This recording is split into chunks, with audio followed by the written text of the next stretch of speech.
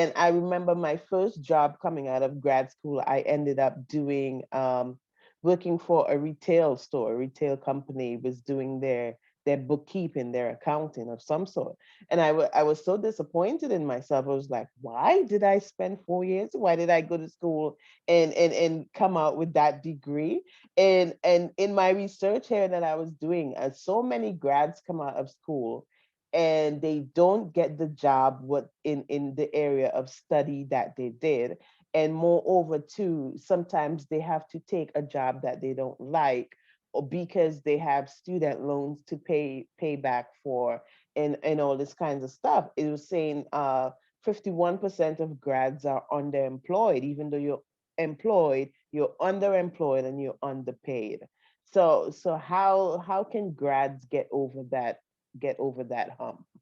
Or should they just take any job that they get when they come out of college?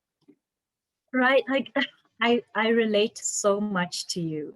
When I graduated, for me, I didn't care about the job that I was my first job. The only thing that mattered to me was I don't want to be employed a year later. I've just spent 4 years in college. I've got this degree, I've worked out, I've got these student loans. So I need to get into the job market as quickly as possible.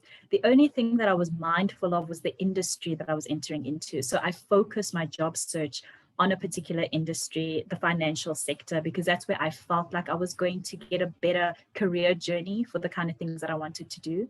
But I know that not everybody sort of thinks like that, right? And I think as a graduate coming out of it, because you have no leverage, number one. And number two, you don't really know what you actually want to do. You don't know what corporate is like. There's so many different departments within one industry, so many different business units that you might think you know what you want to do because you've got an accounting degree, but you might get there and start doing accounting things and realize that actually I don't want to do accounting, I don't want to be a CA, or I don't want to do it this way, I would rather do it another way. So I think get ready and prepare yourself to take any job that you can get at that point in time. A lot of the graduate jobs or entry level jobs will either be internships or they will be entry level departments like operations and contact centers. And for me, I found that I did really well because I had a spirit of gratitude. And this doesn't mean that it doesn't necessarily mean that you're just grateful for the job and oh my gosh, thank you so much for this opportunity. And you know what I mean? It's like, it's not that. It's you have a spirit of gratitude and saying, I know that this is a starting block for me. This is not where my career ends. And so I'm going to take each and every day and I'm going to try my best to get further than where I am now. When I started my first job, I was paid 3,000. I took home 3,000 Rand a month. I think 3,000 Rand is about 200 US dollars a month. That only covered my rent. That's what graduates are going through out there, with their entry level jobs. And I knew I was like, I'm not going to be in this job for long. I can only be here for maximum 3 months and I need to be out of this position. And so I worked hard. I got noticed. I made sure that my manager understood how well I could do in a more senior position. And I signed my permanent contract within a month and a half. And I wouldn't have been able to do that if I was sitting there just feeling so disheartened about the level that I was at, even though I had a degree.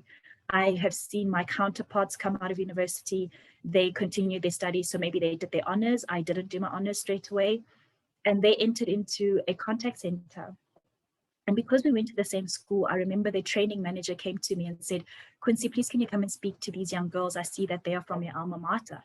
And I said, but what are they doing? And she said, they're just not paying attention. They're supposed to be in training. They're not taking this seriously. They're not speaking to clients. They're on their phone all day. We caught one sleeping. And I think that's what I would like to say to graduates who are coming out and entering a market is universities make you feel like because you've got a degree, you deserve a high paying job. You deserve a more senior kind of job. And that's not how the space works. You're still going to need to put in, you're going to need to put in the work to get noticed and to be seen and for people to understand that you can do it. And how you enter matters, how you conduct yourself in that lowly position, it matters. And people are watching you. And those girls, I think it was about 3 of them, they got fired within a month. First job, and now you're fired, and you've got that on your record. How on earth do you continue from there? And all because you didn't have a spirit of gratitude and you didn't understand. that this first job is just that. It's a first job, it's a stepping stone, and you will do better. That's not where you go to die. Like, you're going to do better. It just takes time and it takes determination. So I don't think they should stress too much about their first job, but what they should take into consideration is their job after that. And that is important, because from then on, you have a choice on how you want your career to go, and you need to be deliberate and mindful about where you want your career journey to go. You don't want to have to keep explaining during your interviews why you took this position, and well, now this position doesn't make sense. You want your CV and your career journey, your career history and your experience to make sense, to look like it was thought out. You knew exactly where you wanted to go, and you had that goal in mind and you were doing it. So I think that would be my advice for anyone in that situation. Great advice. And I like that word deliberate, because you have to be deliberate in your intentions and really set out a goal for where you want to go. Because if you don't know where, a lot of us, we come out of school, we really don't know what we want to do, but we can Yeah. sort of narrow it down and what we like to do in what industry, so that we can be deliberate in our actions. Another thing I really like that you mentioned as well is that first impressions are very, very, very important. And how you do on that first job, sometimes in the US, that first job you get a recommendation. And That's, how are you going to go and ask for a recommendation if you oh didn't do, Lord. if you didn't do well in that first job? Then you're going to go for a second job, and sometimes Yeah.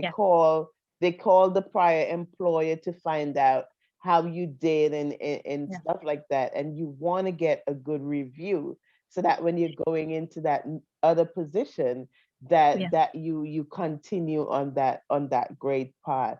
Another thing that you mentioned earlier, that I just want to reiterate for those who are listening, is that building those connections is very important, even while you're in college, to start building those connections and start seeking out mentors.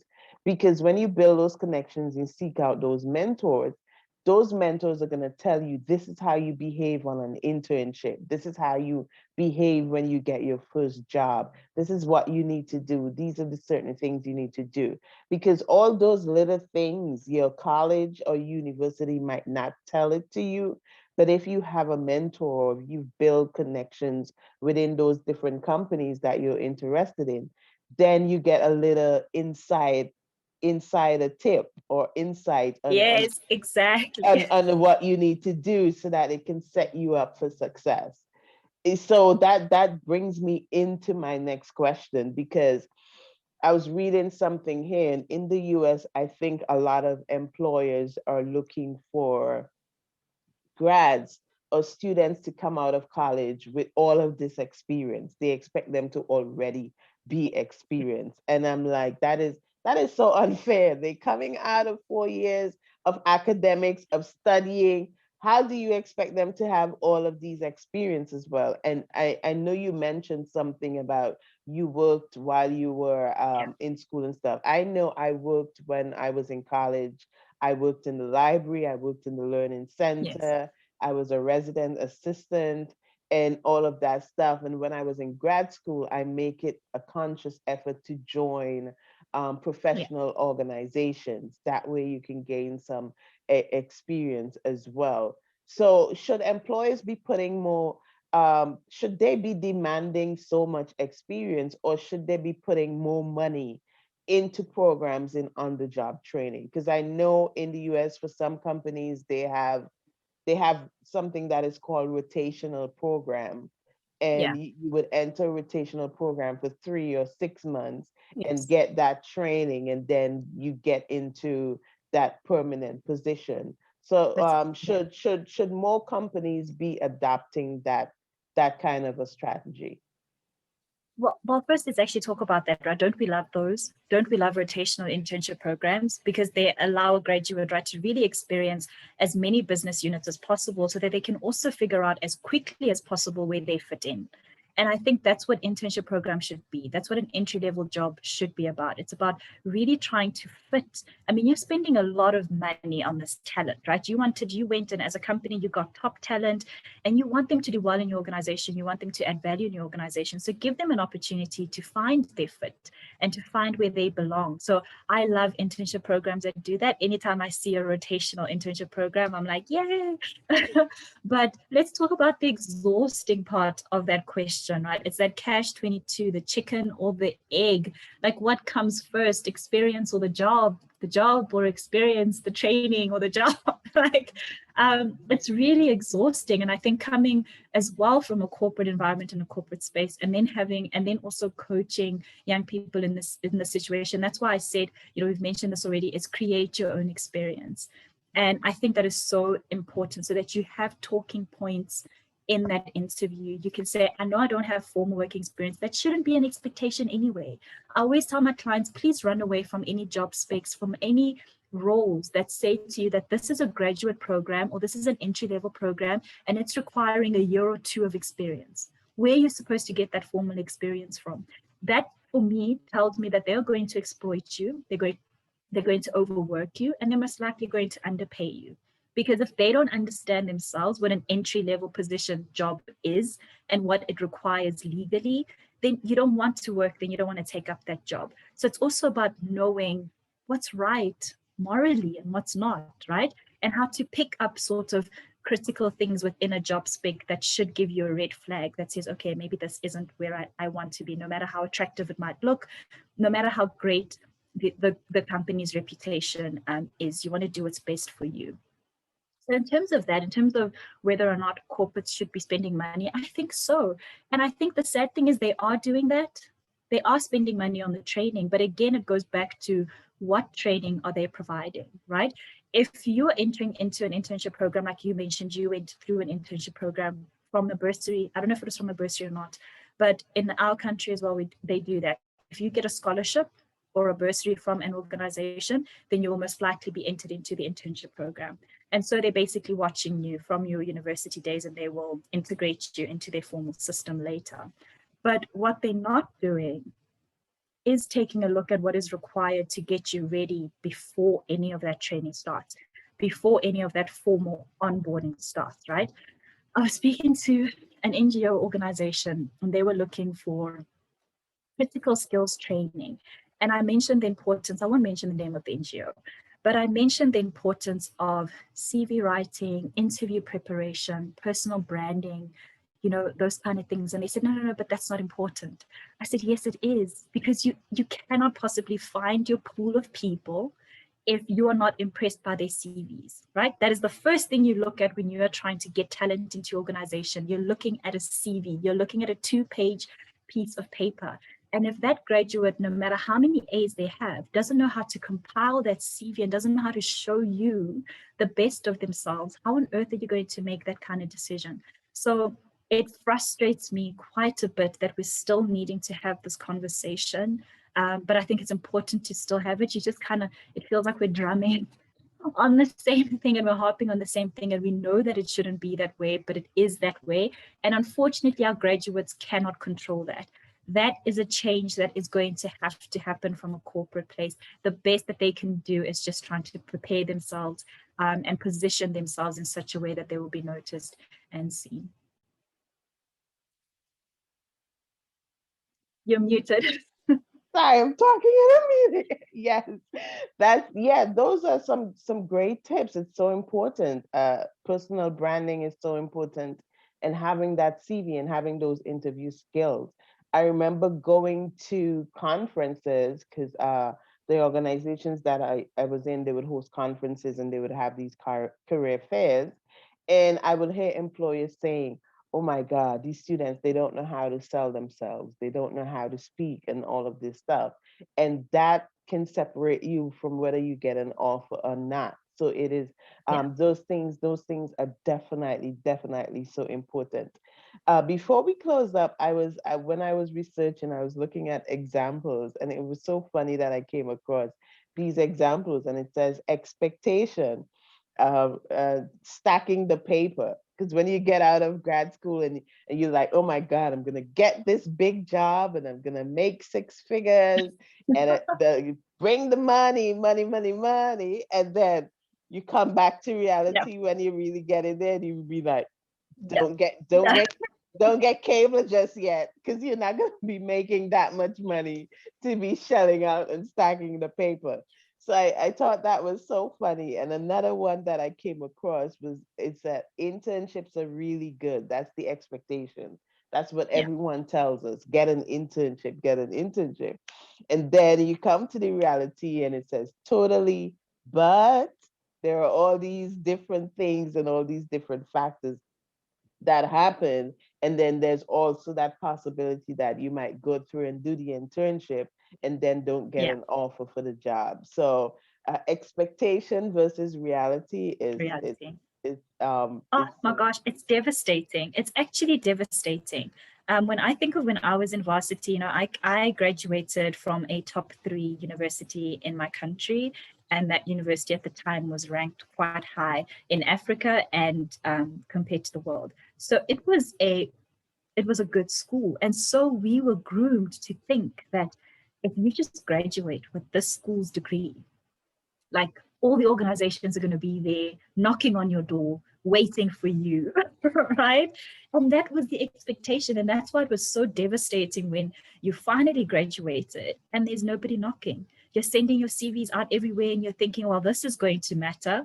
I went to this university, and it doesn't matter because we don't know how to sell ourselves, right? It's like my CV wasn't working. I spent hours and hours changing my CV up and trying to write it differently just to kind of show it differently and represent differently. I don't know how many recruiters I had emailed. I'd spent emailing and saying, well, can you please tell me what's wrong with my CV? What can I do? What can I fix? And it's so important, for that. And I think when it comes to that training question that you asked before, it's that. It's like, what are you training me on if you're not training me on how to present myself to you before I even get there, right?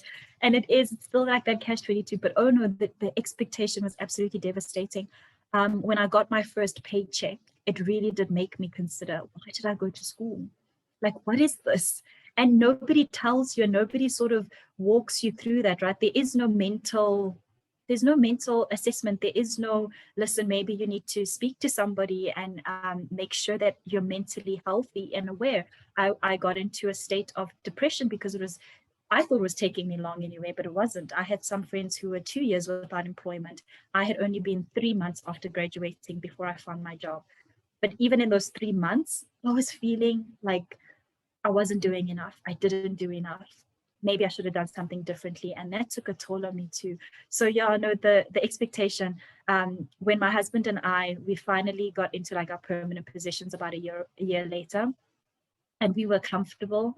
We were living together, and we bought our first couch. We had saved enough money to buy like our first couch for the house. We were using bean bags at the time. And I swear to you, like when we rolled in this couch into the house, we just felt like such champions because it was our first big purchase and we paid for it cash. And we just felt like, okay, finally, like this is what it means to be working. Like this is to be able to afford to stock up your own house with a couch, right? To be able to do certain things for yourself.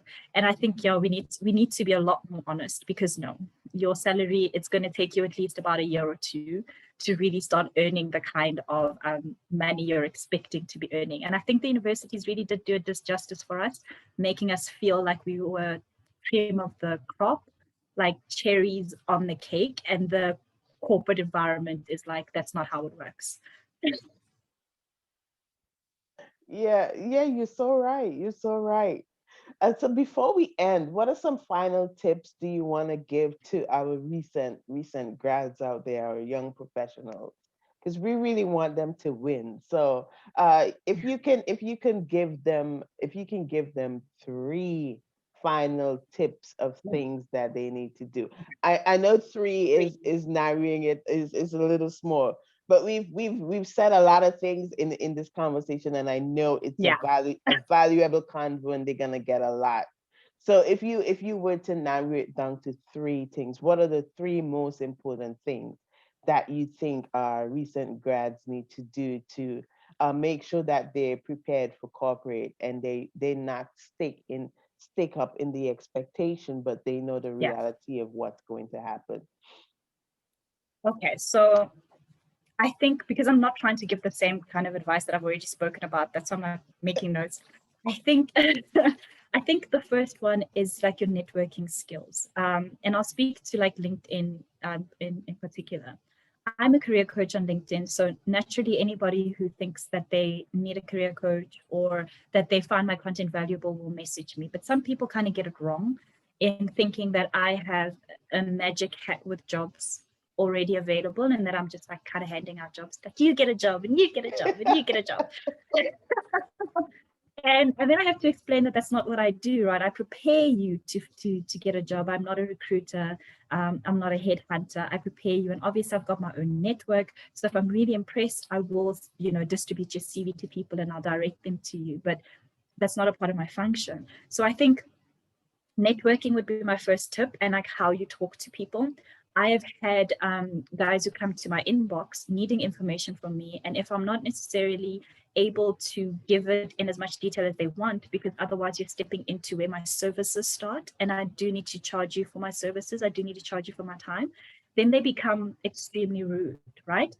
And you're like, but now that you're showing me your character. Yeah. So now if I wanted to do something for you and if I wanted to actually like introduce you to my network, why would I do that now? If I feel like you're going to embarrass me and you're going to embarrass my reputation, because that's what it is. Anytime I refer somebody, I'm saying Quincy as an individual and as a career coach has vetted this person and they are ready, right? They know what they're doing and they're going to do a good job. But if you've got an attitude, even in an inbox message, then you're not going to get far. So pay attention to how you're communicating and how you're speaking to professionals, even on LinkedIn.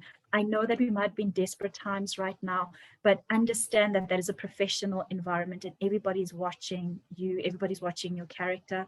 So it matters how you talk. And how you talk as well also goes into like the slang now. My younger brother helps to keep me upbeat with the slang nowadays. But I mean, there's just so much going on, man. Sometimes I get messages from people and I'm like, what? What does that even mean? Right? And I'm like, what happened to the good old days of just saying, hi, Quincy, can you help me with this? And like, I get certain words and then I literally have to go, I don't know what you mean. So be mindful of the kind of language that you're using to communicate with other professionals. You want to come across as somebody who has the capability and the ability to integrate into that corporate environment, which is a formal environment. So use your full sentences, use your full words. You don't necessarily have to speak very professionally. Semi-professional is fine, but like keep the slang words at home. There's no need to talk about fire and yes and whatever else is out there. You can keep it out there. I think my next thing, I suppose that speaks to the same thing as attitude, right? Is your attitude. Be of a grateful attitude, a positive attitude, and then also like invest in yourself. I think that would be the last thing that I say. Invest in yourself. If you realize that you've been sending hundreds and hundreds of CVs and you're not getting the responses that you want, invest some time in fixing up your CV and trying to figure out what's wrong. And I don't mean come to me so that I can charge you to do your CV. If you have the resources to do that, then absolutely you can come and I'll help you and I'll walk you through that. But I also create quite a lot of content on how you can do that yourself, right? So, and I mean, Molly, you're also a career coach. So, like, find other career coaches, follow them and follow the content that they're sharing and take from the knowledge, from the free information that they're giving you and fix your job application assets because those are important. Those are the only things you have to demonstrate the kind of potential and the kind of candidate that you are going to be. So, invest in yourself. Take the time, take a day, dude, like take a day and fix your CV. It's important. Know what kind of templates are required. Know what ATS is and how that impacts your CV. So that would be my last tip to them is invest in yourself. I know it can be taxing, it can be time consuming, but it is necessary and it's critical. Those are some awesome tips. So you heard it here. Networking skills. I'm all about networking. It's very much important. Communication also, how you sell yourself, how you show your value. No one is gonna know what your value is unless you're able to articulate it to them. And also invest in yourself, which is so important. If you know that there's a skill needed and you don't have it, it's so important to invest in yourself. And thank you so much, Quincy, for those tips. Those were awesome. Thank you so much for coming by the Network Hour to talk about this. This was such a great topic. We went over time, but You did. the information is so valuable and it's so great. And I think when people listen to this conversation, they are going to get so much from it. And I think most importantly, it is going to help a lot of graduates to prepare themselves for Yeah. corporate. So before I officially end this episode, please tell us where we can contact you. I know you talk a lot about LinkedIn. If my Yes. listeners want to seek you out for information or for mentorship or for career services, how do they get in touch with you? Well, they can get in touch with me on LinkedIn. I'm actually quite active on LinkedIn, probably more than my other social media platforms. I'm doing my best though. Like Instagram is new to me. Instagram freaks me out just a little bit, but I'm trying. So on LinkedIn, they can come to my personal profile, Quincy Molope, and my name is on my screen. So anybody can get the spelling there as well.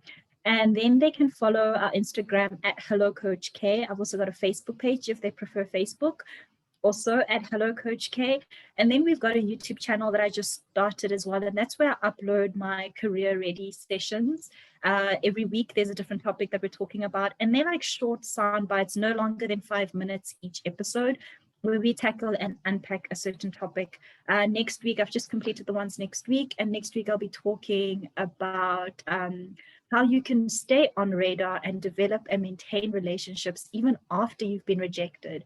So I'm going to discuss the important things that you need to be doing, or rather, the one critical thing that you need to be sure you do even after you receive a rejection, email or phone call, and what that means for you, that it's not actually the end of the road. So yeah, like that's where they can get a hold of me and like engage. I really don't bite. I don't mind. They can engage with me on either platform and let's have a conversation and let's see how we can help them, because I think that's more important. Getting them Yes, ready. yes, definitely. That sounds like it's going to be an awesome topic. So, to my listeners, you heard it here where you can contact her. I will definitely put all of that information also in the podcast notes so that you can get that information. Thank you so much again, Quincy. Again, this has been another episode of the Network Hour podcast. I am Molly Crease, your professional and development career coach and networking guru. And I thank you guys so much for listening. Go out there, have fun, hold your head up high. Failure is not determined, does not determine your success. Keep going, keep pushing, and keep being motivated, and you will achieve your goals. Thank you so much for listening. And until next time, this is the Network Hour. Bye, everyone.